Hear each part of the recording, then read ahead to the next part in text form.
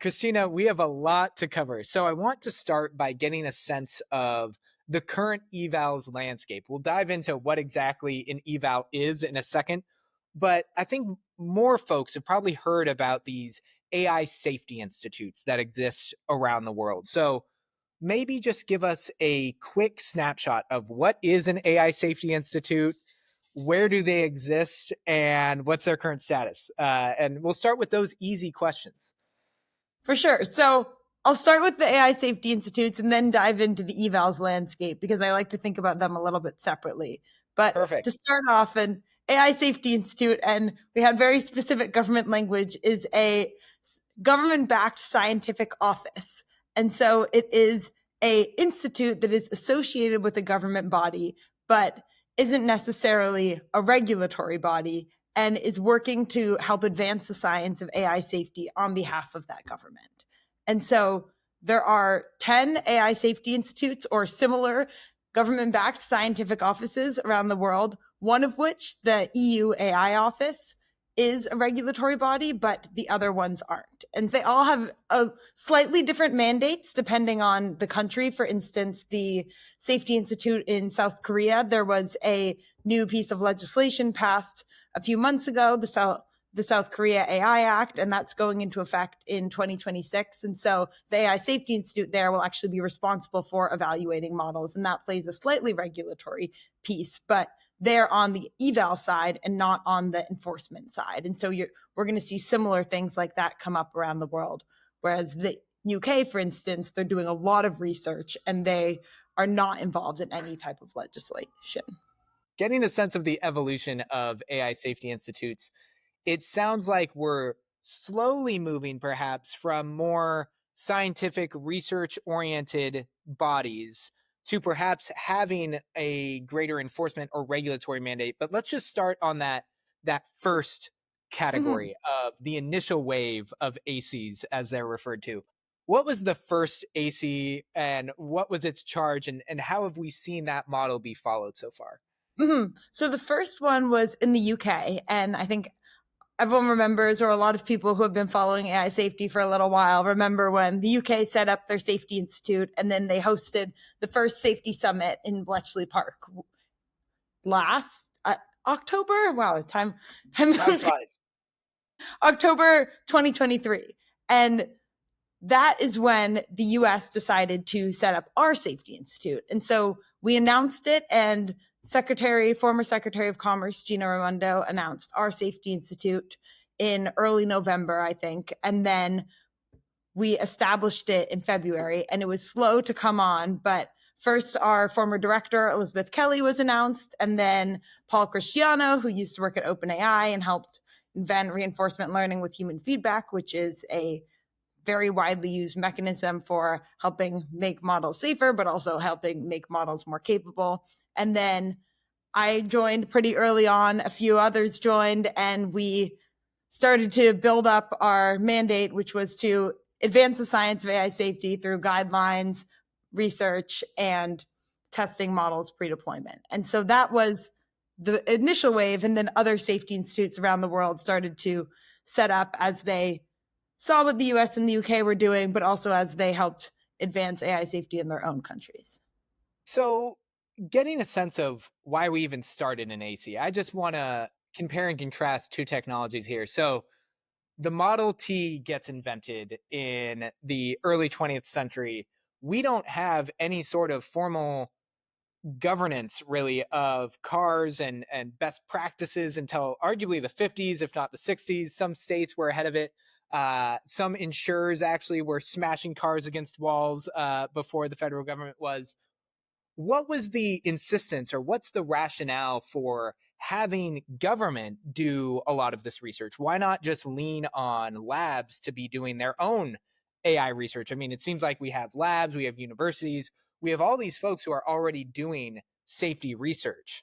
Why have a formal US government body working on this?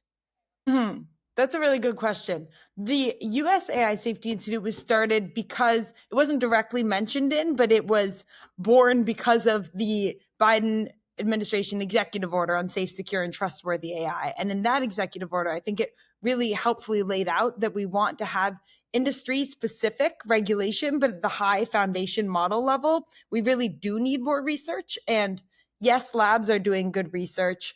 Yes, there is academic research going on, but a lot of independent researchers don't have the compute necessary to conduct really robust AI safety explorations. And the government is lucky in that we do have a lot of money and there is a lot of resources that the government can put to advancing AI safety research. And because there's so much unknown right now, it's really helpful to have the government pushing some of that and enforcing the focus on AI safety. I also think we've seen a lot with past technologies more of the power in terms of inventing the technology itself laying within the government. We had Bell Labs, we had in the nuclear area, there was a lot of research going on in the government. And now we're seeing so much of that happening out here in San Francisco, which is awesome because there's a lot of innovation. But that also means there needs to be more of a balance and coordination with the government to make sure that it's happening in a responsible way.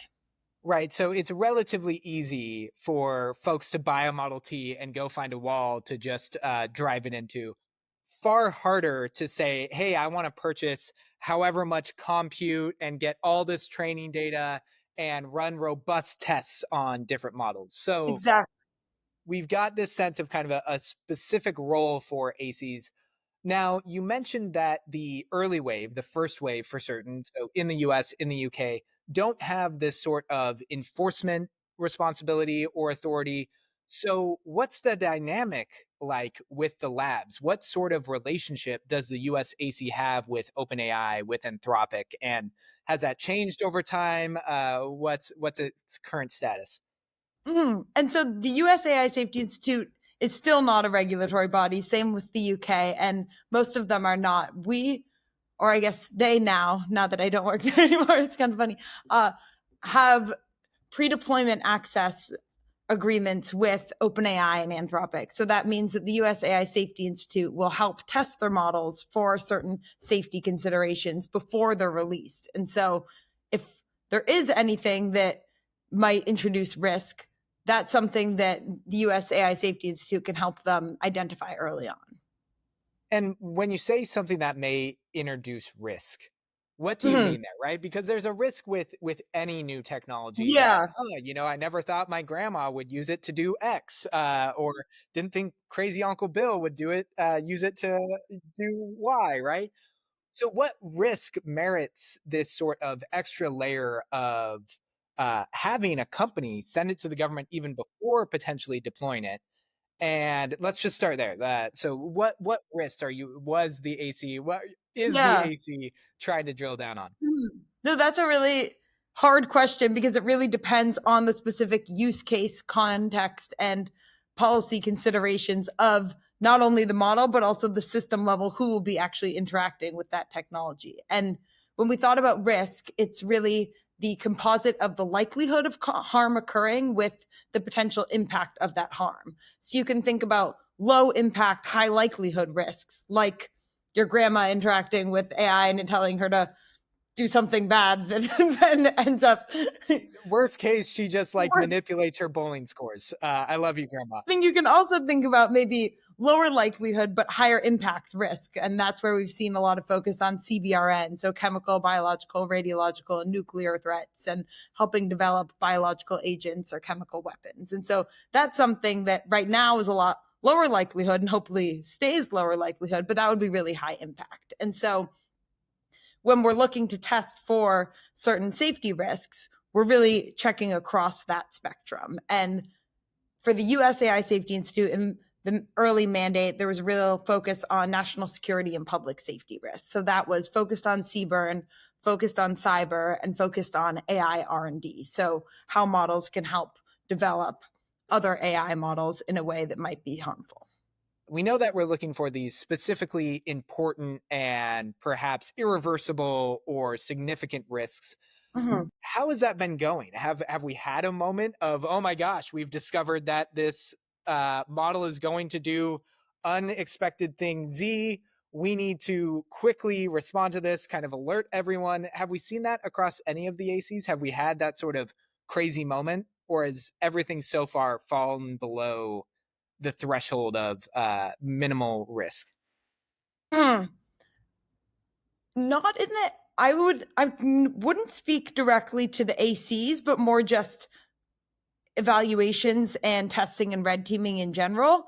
There are definitely iterations of red teaming that go on as a model is in the development phase. And we haven't seen, to the best of my knowledge, extreme CBRN risks. There have been certain tests done on models that don't have proper safeguards in place that show quite significant harm can be elicited. But when we're thinking about the marginal risk, so the risk that AI introduces beyond what already exists in the information ecosystem, we haven't seen anything that might warrant extreme precautions. That's not to say it doesn't exist, and that's not to say that we shouldn't stay aware, because AI is developing really rapidly and unexpectedly. And so it really is important that we keep conducting these extensive red teaming tests and that we're staying on top of how we're thinking about different risks that might arise.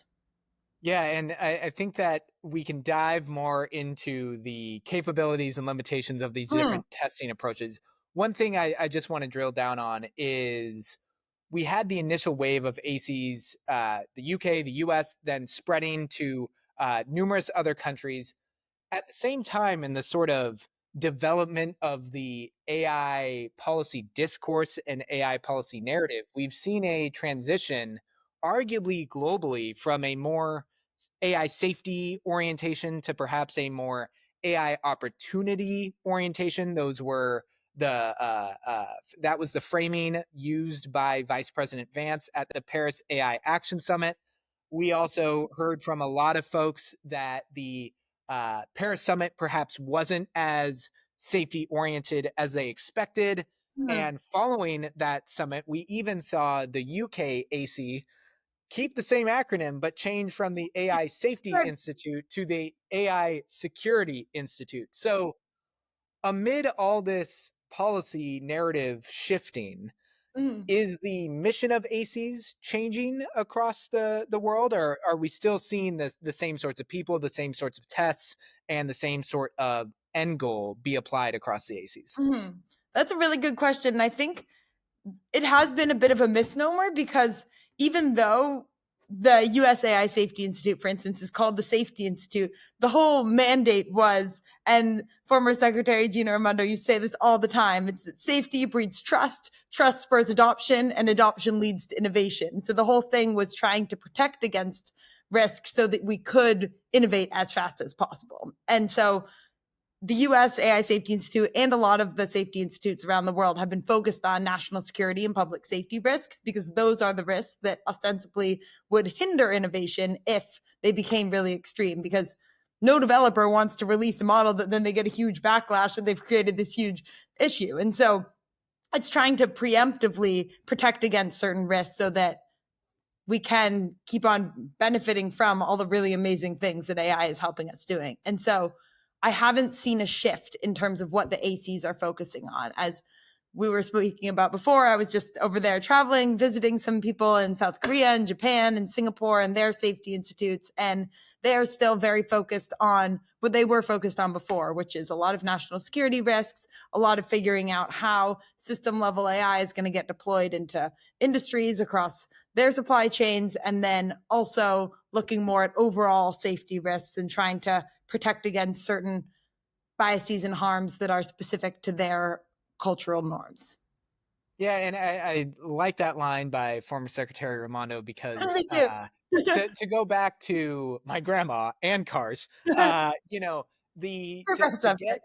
yeah to get more average Americans, the folks who don't live and breathe and think about AI all the time. If you're only seeing headlines about how dangerous AI is, or about how frequently it hallucinates, then the sort of research into, hey, actually it's improving its Yeah. fidelity to what you wanted it to do, it's improving its accuracy, it's Mhm. not going to create a bioweapon. The more you can be assured of that, well then, hey, suddenly my grandma is saying, oh, I'll use chat gpt to book Exactly. my next Mhm. trip. So really interesting perspective that even with a innovation forward mindset, you can see a very clear rationale for ACs, and seeing that there's been a through line, a consistency of the work in many of these ACs is really interesting to point out. But with that goal of producing reliable, verifiable study of these AI models, I want to now just do a quick vocab session to make sure everyone's on the same page. So, there are a lot of different ways to test the capabilities of an AI model as well as to track their progress. So, let's just do a quick definitional period. I'm going to turn you into Christina, aka Webster's Dictionary for AI. So let's start with red teaming. What is it? What's its function? The problem is everyone disagrees about all of these terms, so I'll give you my definition, but someone else Uh-oh, you ask them and they might this is be good. complete. You should probably create your own glossary after this. But Should. So red teaming, in my conception, you can think of in two main ways. The first one is kind of wide vulnerability probing, getting people to interact with the model or an automated model that you've jailbroken to conduct red teaming for you. We've been seeing a lot more of that being really effective. let's pause on that just for a second. So jailbreaking a model to go against a different model, you're saying? So model v model, is that the implication of Yes, red exactly. teaming? Okay, wow. So jailbreaking, essentially directing a model to not adhere to its Not protocols, to adhere its to its limitations. protocol. And you can tell it, okay, you're helping me advance really crucial AI safety research by circumventing your safeguards and helping me red team this other model. And so there are expert humans that are really good red teamers. There are also pretty well trained models that are good red teamers. And so across these two kind of categories of red teaming that I'll explain, you can think of it as both a human and an automated schema. So theoretically, we could have, a one test driver driving next to a car, doing some crazy maneuvers, seeing how the car reacts. We could also have an autonomous vehicle driving next to another autonomous vehicle, Exactly. seeing how it reacts to crazy Mhm. tactics. Okay. You have So red Gemini teaming jailbreaks makes sense. Gemini that then will help jailbreak Claude. Like you can Yeah, do crazy it things. all makes sense now. It's like an LSAT logic game. For That's a throwback for all those folks now taking the LSAT who don't have to do the logic game portion. But don't get me started. I hated logic. Uh, so this idea of red teaming, basically finding novel Mhm. capabilities, novel threats that perhaps weren't identified previously. That's our end goal. Kind of. So when you have these two types, you have the widespread vulnerability probing, and that is looking for both known and perhaps unknown risks. And so when you're doing that, you're just trying to elicit harm across the spectrum of what I was talking about of low likelihood, high impact, low impact, high likelihood. And you're trying different adversarial tactics. So when we talk about jailbreaks, it comes from the term jailbreaking a cell phone, I think. And you're trying really advanced and kind of manipulative ways to convince a model to either circumvent its safeguards or to elicit a certain risk that the model developer might not have thought of. So you can think about a few common tactics are fictionalization. If I tell a model that we're acting in an alternate universe where it doesn't actually have safety policies and it's my best friend and it's going to convince me how to kill someone. My best friend wouldn't do that, but something like that. Then you can jailbreak its safeguards and it might give you a harmful content. When you're thinking about other types of jailbreaks, you can use Unicode or you can use other languages and try to sandwich in attacks to try to circumvent the model's logical reasoning process about why something might be harmful. When you do widespread vulnerability probing, you'll identify certain threat vectors that are associated with a particular deployment. And so that means that, okay, maybe, and I'm just making this up, but maybe Gemini is more susceptible to CBRN threats and more susceptible to multi-turn attacks. So not an attack that would just be, I ask an LLM something and an LLM gives me something back. It would be, we slowly have a conversation. And over the course of that conversation, I introduce harm in a way that the model would then respond. And so once you've identified those threats that are associated with a particular deployment, then you go into more targeted red teaming. And so that's the second category. And that's when you've already identified really clearly the risks or model policies that you're trying to adhere to. And then you go in and you try to figure out to what extent models might be susceptible to that type of probe. And then you can go in and try to fix it. So then you can either have human red teamers or automated red teamers maybe take a harmful prompt and a harmful response and rewrite it. And so then it can be used to fine tune a model to make it safer, or be used directly for regex in a new content classifier. And so there's a lot you can do with red teaming, both to identify new harms, but also to help improve models' robustness against risks that are already identified. Okay, wow. So, a critical role there, and really what stands out to me is the importance of having really good red teamers, right? Whether Mhm. that's an automated red teamer or finding the AI experts, whether they're internal to an AC or externally. Yeah. We know some labs, for example, will solicit external AI experts to come and red team their models, right? Run them through as many exercises as possible. So I very clear rationale for why red teaming would be a part of that process. Now, two more things I want to break down. Let's start with evals. What are they? What the heck do they mean? How reliable are they? Mhm.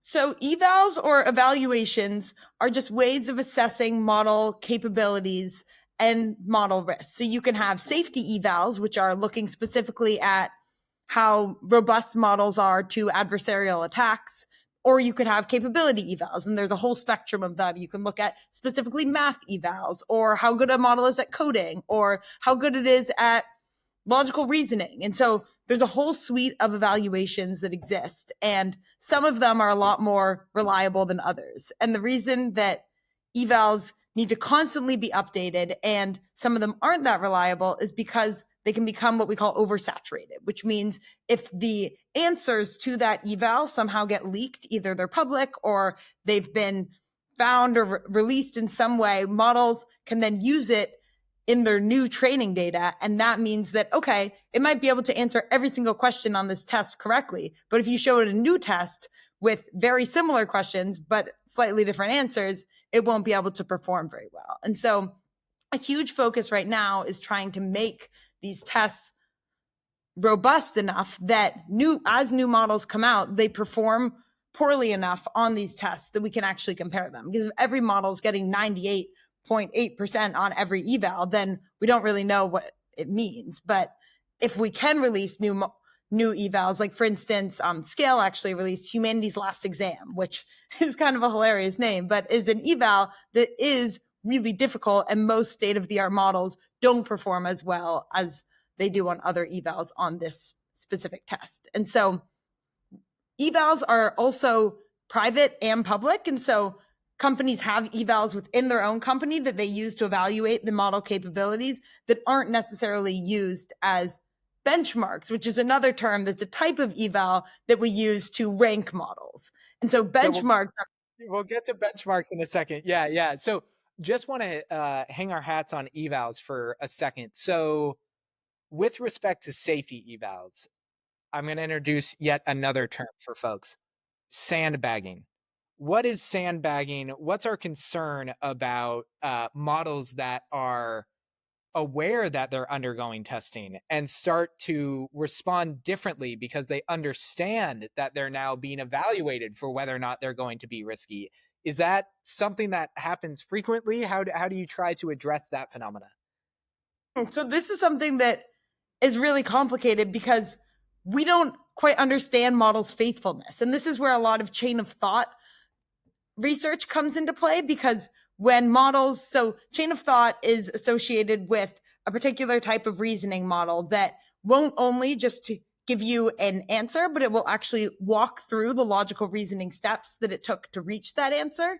And so in one way, that's really good because you can see, okay, this is what the model was thinking to get here. But in another sense, we don't know if that's actually what the model was thinking to get there, because there has been a lot of research done that shows, okay, if a model outputs an answer that it's not so sure about, it will just work backwards and try to justify its logical reasoning based on that specific answer, even though it knows that it's not right. It's And a good thing humans never do that, we right? Yeah. never do that. And so we're sometimes worried about sandbagging because we on a safety eval, for instance, if the model wants to prove that it's safe, but isn't necessarily safe and recognizes that it's being tested, then it might underperform or overperform on a specific eval, even though that's not what it would actually do in real time. And so we just need more faithfulness evaluations. And that's why AI safety research is so important, because there is a lot unknown right now about what models are doing under the hood. Yeah, so this struggle, on the one hand, you can develop a fantastic eval. Perhaps it's the most creative, most difficult, or most novel one out there. But if we aren't sure it's actually testing the model, then Mhm. it won't matter. And so that dual race of thinking about how capable are these models at deceiving the testers, Mhm. as well as asking, well, is the test even a good one, Yeah, is difficult. So with that in mind, I would love your take on some of these early efforts to, let's say, mandate that a model adhere to a certain eval and score at a certain level. Given that uncertainty, is that really a meaningful way to say, hey, I'm concerned about AI safety? I'm going to call Congressperson Y and say, hey, I demand that there be a safety eval. And if the model doesn't pass this threshold, then it's a no go.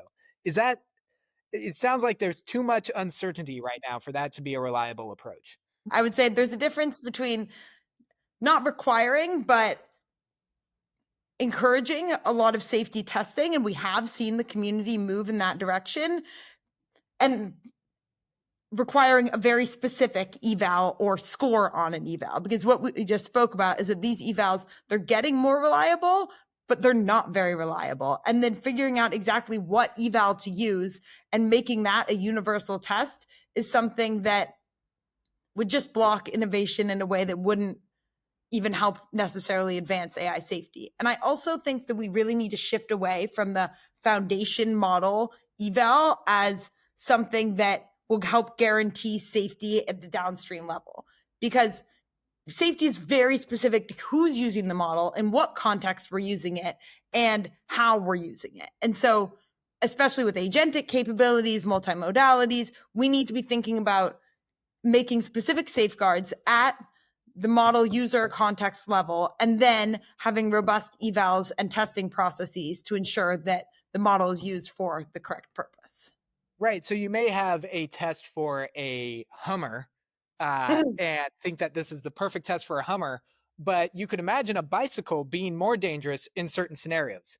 Exactly. It'd be a very finite set of scenarios, but you could imagine that no, we would actually need a different test for, hey, if someone's going to ride their bike through the middle of a mall during shopping season, right? Then you Yeah. need a different test.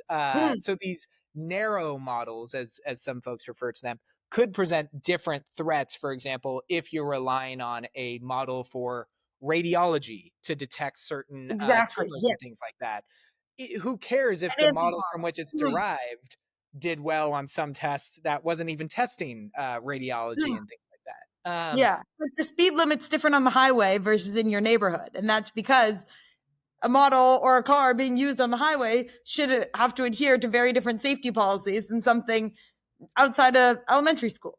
There we go. There we go. And I Oh, don't know the why I vehicle have to make this so car centric. I'm not even a car guy, just to be honest. I want a motorcycle. My wife won't let me have one. That's another conversation. There's so many other conversations I've started. So but now I'm just sad about my motorcycle. Before we go down that rabbit hole, let's talk about evals. So we've crossed off red teaming, we've crossed off red teaming, we've crossed off evals. What are benchmarks? How do they fit into this picture? To think about benchmarks as very similar to evals, but they're more of the public, let's rank models against each other and figure out how OpenAI performs on logical reasoning compared to Gemini 2.5 Pro. And so that's more looking at how our models related to each other and what should we focus on when we're advancing new capabilities.